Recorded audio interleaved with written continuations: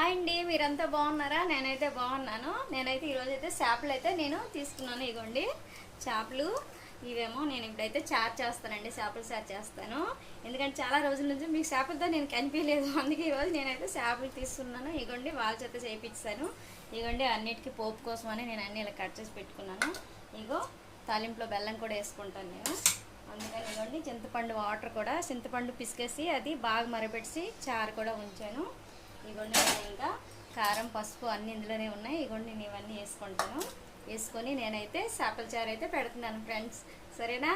మీకు అందరికీ నేను చెప్పాలని చెప్పేసి ఇగోండి నేనైతే చేపలు తీసుకొచ్చాను. ఎందుకంటే మీరు చాలా రోజుల నుంచి అనుకుంటారు ఫస్ట్ చేపల చారుతో ప్రారంభించింది, కానీ కనీసం ఒకరోజు కూడా చేపలు చూపించలేదు మరి రెండోసారి అని చెప్పి.